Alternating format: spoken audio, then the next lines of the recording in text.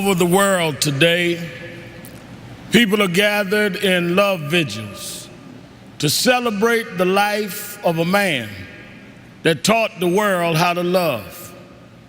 People may be wondering why there's such an emotional outburst, but you would have to understand the journey of Michael to understand what he meant to all of us. For these that sit here as the Jackson family, a mother and father with 9 children that rose from a working class family in Gary, Indiana. They had nothing but a dream. No one believed in those days that these kind of dreams could come true. But they kept on believing, and Michael never let the world turn him around from his dreams.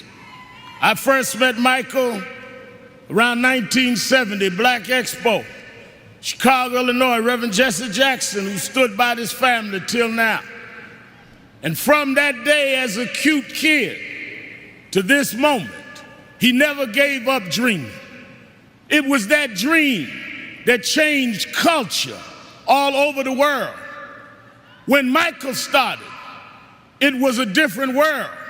But because Michael kept going, because he didn't accept limitations, because he refused to let people decide his boundaries, he opened up the whole world. In the music world, he put on one glove, pulled his pants up, and broke down the color curtain, where now our videos are shown and magazines put us on the cover. It was Michael Jackson that brought blacks and whites and Asians and Latinos together. It was Michael Jackson that made us sing "We Are the World" and feed the hungry long before Live Aid.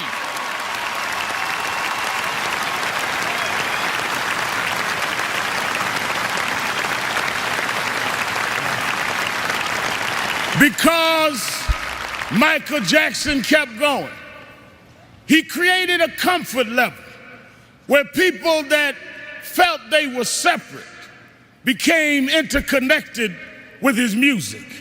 And it was that comfort level that kids from Japan and Ghana and France and Iowa and Pennsylvania got comfortable enough with each other to later it wasn't strange to us to watch Oprah on television. It wasn't strange to watch Tiger Woods golf. Those young kids grew up from being teenage, comfortable fans of Michael to being 40 years old and being comfortable to vote for a person of color to be the president of the United States of America. Michael did that. Michael made us love each other. Michael taught us to stand with each other. There are those that like to dig around mess, but millions around the world, we're going to uphold his message. It's not about mess, it's about his love message. As you climb up steep mountains, sometimes you scar your knee, sometimes you break your skin, but don't focus on the scars, focus on the journey. Michael beat him. Michael rose to the top. He outsang his cynics. He outdanced his doubters. He outperformed the pessimists. Every time he got knocked down, he got back up. Every time you counted him out, he came back in. Michael never stopped. Michael never stopped. Michael never stopped.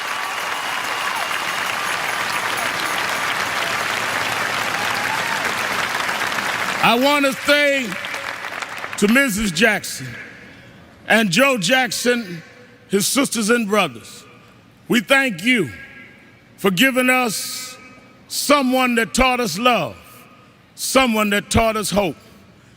We want to thank you because we know it was your dream too. And we know that your heart is broken. I know you have some comfort from the letter from the President of the United States and Nelson Mandela, but this was your child. This was your brother. This was your cousin. Nothing will fill your heart's loss But I hope the love that people are showing will make you know he didn't live in vain. And I want his 3 children to know, wasn't nothing strange about your daddy. It was strange what your daddy had to deal with, but he dealt with it.